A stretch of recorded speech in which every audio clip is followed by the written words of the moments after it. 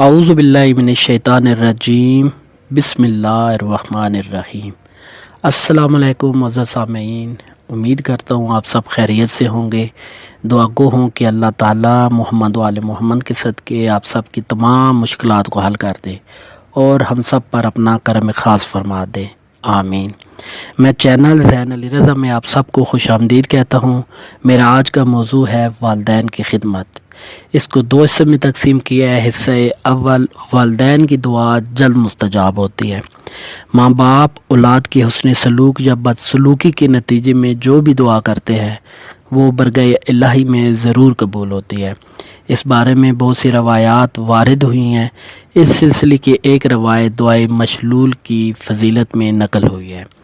کہتے ہیں کہ ایک نوجوان کا اپنے باپ کی بد دعا کے نتیجے میں سیدھا ہاتھ بیکار ہو گیا تھا، اور وہ نوجوان باپ کی وفات کے بعد متواتر 3 سال مسجد الحرام میں ساری رات برگاہ رب العزت میں گڑ گڑا کر دعائیں کرتا تھا۔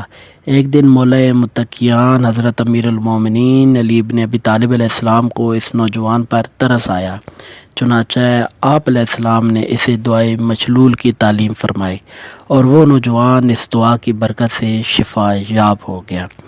دوسرا حصہ جس میں ماں حسن سلوک کی سب سے زیادہ سزاوار ہے۔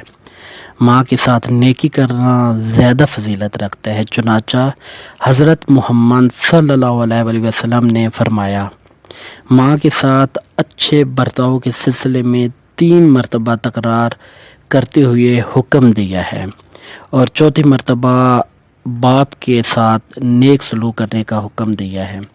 آپ صلی اللہ علیہ وسلم سے دریافت کیا گیا کہ والدین میں کس کا حق زیادہ ہے، تو آپ صلی اللہ علیہ وسلم نے فرمایا، کیا ماں وہی ہستی نہیں ہے جس نے مدتوں تجھے اپنے رحم میں اٹھائے رکھا اور اس کے بعد واضح حمل کی سختیاں برداشت کی، پھر اپنی چھاتی سے تیرے لیے غذا مہیا کی، پس ماں کا حق سب سے زیادہ ہے۔ امید کرتا ہوں یہ ویڈیو آپ سب کو بہت پسند آئی ہوگی۔ ایسے دلچسپ واقعات کو سننے کے لیے مجھے سپورٹ کریں۔ اللہ تعالی ہم سب کے لیے آسانیاں پیدا فرمائے۔ اگلی ویڈیو تک کے لیے مجھے اجازت دیجیے۔ اللہ حافظ۔